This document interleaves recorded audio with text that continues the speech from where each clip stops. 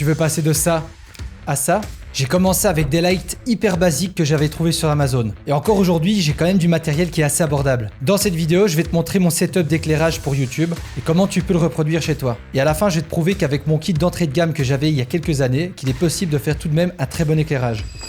Dans cette vidéo, je vais vraiment vulgariser l'éclairage et te le simplifier au maximum pour que tu puisses comprendre. On va commencer par la lampe la plus importante du setup, c'est ta key light, c'est-à-dire ta lampe principale. Retiens qu'en règle générale, ta key light doit être placée à 45 degrés de ton sujet par rapport à ta caméra. Ma caméra est face à moi, et donc ma key light est positionnée à 45 degrés. Soit à gauche, soit à droite, en fonction de ton setup et en fonction d'où tu filmes. Moi, je la positionne à plus ou moins 1 mètre de moi, donc c'est-à-dire que lorsque je tends mon bras ici, je peux toucher ma lampe. En fonction de la puissance de celle-ci, tu vas bien évidemment devoir soit régler ta puissance, ou bien l'éloigner ou la rapprocher. En fonction de ce que tu souhaites mettre comme ambiance et les émotions que tu souhaites transmettre, tu peux la placer autrement. Mais là, je t'explique vraiment la base si tu veux te filmer et faire des vidéos sur YouTube. Et comme d'habitude, j'essaie de vulgariser au maximum.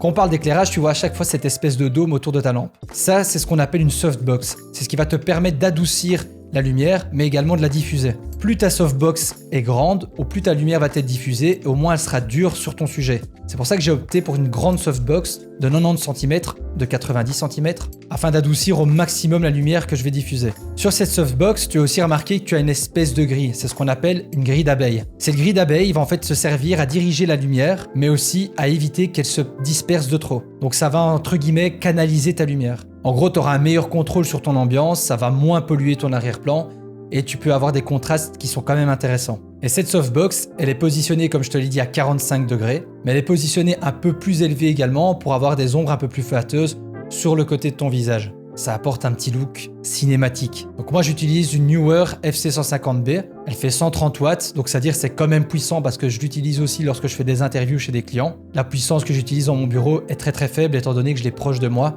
et que je suis dans une toute petite pièce. Je te mettrai de toute façon tous les liens de mon matériel en description. Ce sont des liens affiliés. Toi pour toi, ça change rien et pour moi, ça peut aider à faire grandir la chaîne. D'avance, je te remercie donc si tu les utilises. Ensuite, j'ai ce qu'on appelle une backlight ou une rim light ou une airlight. Tu l'appelles comme tu veux. C'est une lumière en fait qui va venir taper de l'arrière. Donc cette lumière va t'aider en fait à te détacher, à détacher le sujet de l'arrière-plan. Donc tu peux voir ici sur le côté de mon visage, tu peux voir un espèce de faisceau bleu que tu vois sur ce côté-ci. Ça ne provient pas de la lumière que tu vois juste en haut là, c'est vraiment une lampe qui est hors cadre, donc hors champ. J'aurais pu la placer un peu plus derrière moi pour encore plus me détacher, mais malheureusement, vu la configuration de mon bureau, je peux pas le faire. Et tu vois que ça apporte un certain liseré sur le contour du visage et ça rend toujours bien. L'idée, c'est vraiment de me décoller de l'arrière-plan pour éviter d'avoir une image trop plate. Donc moi, j'utilise également une Neewer. Et ce qui est pas mal avec celle-ci, c'est tu vois ces panneaux en métal que tu vois sur le haut et sur les côtés. Ça va en fait te permettre encore une fois de diriger ta lumière et éviter que ça bave en fait sur le mur derrière moi. Ou bien éviter un maximum que ça bave sur le mur derrière moi. Moi, je souhaite en fait qu'elle éclaire, qu'elle me détache que de ce côté-ci, mais qu'elle n'éclaire pas forcément tout mon pan de mur. Et vu que c'est encore une lampe, on va dire d'entrée de gamme, tu vois que ça éclaire tout de même un petit peu, mais c'est pas dérangeant. Pourquoi ? Parce que j'ai mis un rappel ici au-dessus, mais ça je t'en parle un peu plus loin dans la vidéo. Donc ça c'est vraiment une complémentarité entre tes deux lampes. En règle générale, lorsque tu as ta key light qui est de ton côté gauche, eh bien la rim light va être à l'opposé du côté droit. Et donc ces deux lampes vont se faire face. La troisième source de lumière, c'est ce qu'on appelle une fill light. Dans mon cas, c'est pas vraiment une lumière. Et je t'explique pourquoi. Comme tu peux voir ici mon setup, j'ai un écran à la verticale qui m'éclaire quand même assez fortement lorsqu'il est allumé. Et donc, j'ai aucun intérêt à aller remettre une autre lampe de ce côté-là. À quoi sert la fill light ? Ça va en fait déboucher le côté ombré. Forcément, si ta key light t'éclaire du côté gauche, eh bien ton côté droit va être plus sombre. Ça, c'est logique.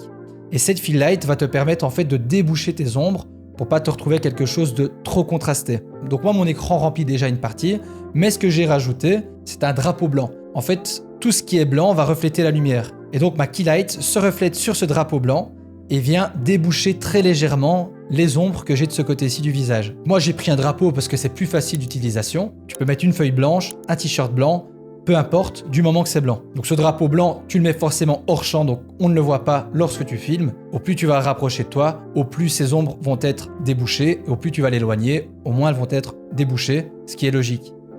Enfin, tu as les lumières d'arrière-plan. Donc ces lumières d'arrière-plan sont purement esthétiques, mais elles peuvent aussi t'aider à détacher ton sujet de l'arrière-plan. Donc elles apportent de la profondeur à l'image et créent une ambiance. Sans ces lumières, en fait, mon fond paraîtrait plat et beaucoup moins intéressant visuellement. Qu'au niveau de ces lumières d'ambiance, je les ai prises chez SmallRig et chez Nanlite. Maintenant les couleurs, pourquoi j'ai choisi de l'orange avec du bleu? Là je te renvoie en fait vraiment aux bases des couleurs, c'est ce qu'on appelle la roue complémentaire. Donc c'est une roue que tu peux trouver partout sur internet qui te montre en fait les couleurs qui sont complémentaires entre elles. Et dans mon cas, j'ai choisi d'opter pour le bleu avec un jaune orangé. C'est pour ça en fait que ma rim light est en bleu. J'ai mis cette lampe-ci maintenant en bleu pour donner l'impression que c'est cette lampe-là qui m'éclaire une partie du visage comme je t'ai expliqué tout à l'heure. Et le reste, j'ai mis ces lampes en orange jaune, comme tu peux le voir, pour avoir cette complémentarité des couleurs.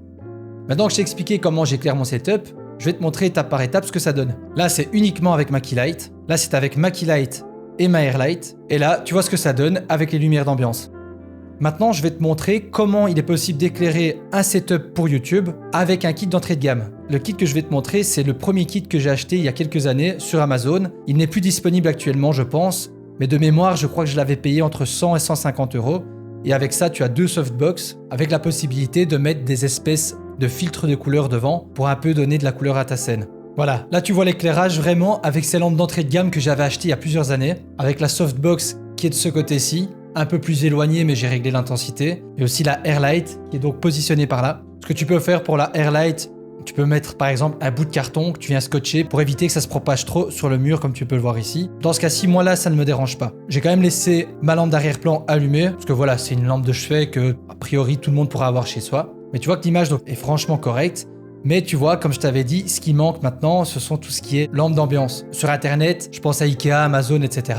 Tu as énormément de lumière LED à des prix abordables que tu peux utiliser pour créer l'ambiance de ton background. Je vais te montrer la différence maintenant en les allumant. Là, tu vois que ça apporte tout de suite un peu plus d'ambiance et un peu plus de profondeur à mon plan. Mais donc, tu vois qu'avec tes lumières principales, donc ta keylight ainsi que ta airlight, tu vois qu'avec un budget d'entrée de gamme, tu peux quand même te débrouiller pour avoir quelque chose qui est assez agréable à regarder. Alors je sais, ça reste tout de même un budget, mais si tu veux éclairer tes vidéos avec un minimum de qualité, tu devras à un moment donné investir. En résumé, tu vois que peu importe le matériel, il est quand même possible d'avoir des résultats qui sont assez bluffants. Donc le but, c'est d'apprendre à jouer avec la lumière, de tester, de voir ce qui fonctionne et ce qui ne fonctionne pas, comme moi je l'ai pu le faire déjà dans mes premières vidéos YouTube, et tu vas vite te rendre compte que dans une vidéo, peu importe le but, l'un des éléments le plus important, c'est ta lumière. Si cette vidéo t'a été utile, je t'invite à liker et à t'abonner. C'était Mike, et je te dis à la prochaine. Ciao!